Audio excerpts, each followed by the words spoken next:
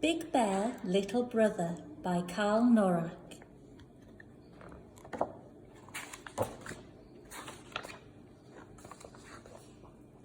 On the ice, with the wind blowing, Big Bear stopped running.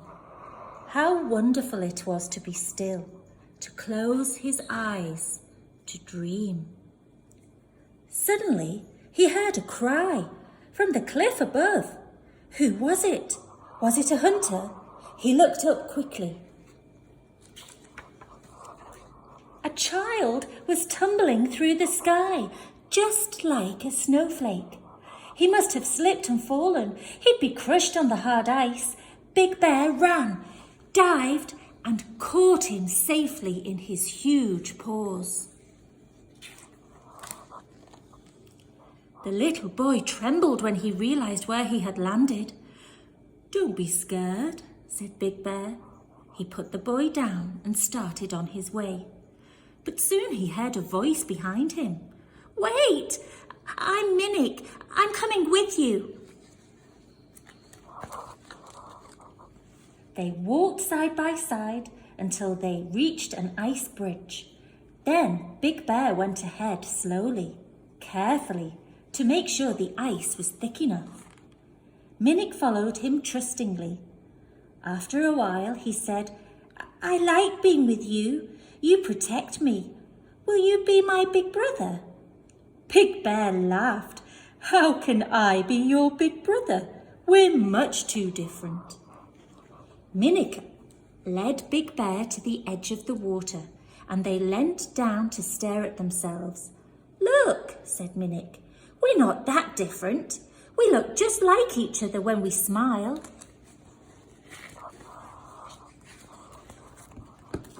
"Well, maybe," said Big Bear, "but I'm much taller than you."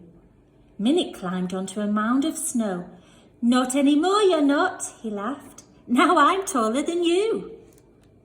"But I can be terrifying," said Big Bear. To prove it, he growled loudly. But Minik climbed down, pretended he was a fearsome pirate, and shouted in his loudest voice, "I'm not scared of you." Big Bear laughed. "But I'm much faster than you," he said. He started to run and then slid down onto his back.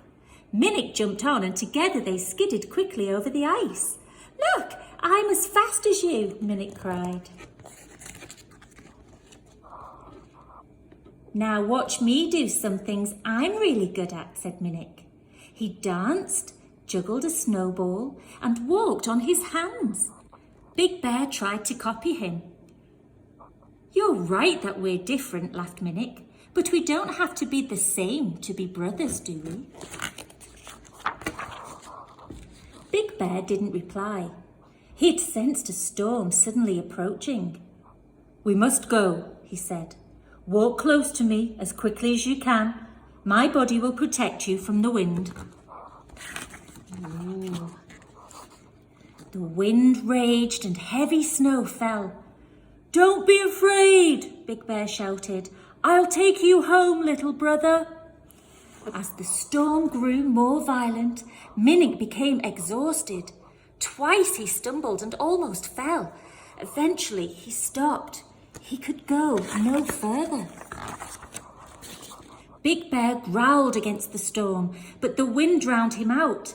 Minik began to grow faint, so Big Bear pulled him in close, desperately trying to warm him.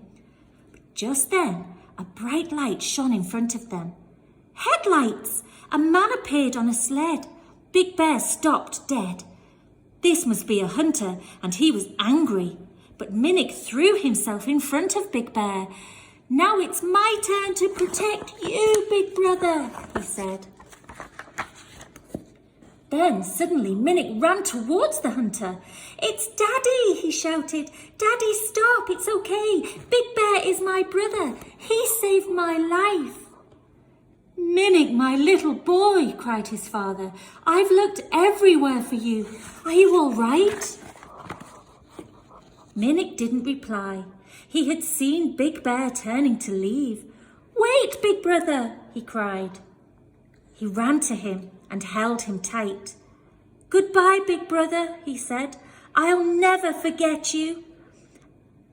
And you'll live in my heart forever, little brother, said Big Bear. Minnick left on his father's sled, turning to watch Big Bear as he disappeared into the distance. The storm had died down as quickly as it had come. Minnick listened to the wind, now blowing gently. How wonderful it was to be still, to close his eyes, to dream.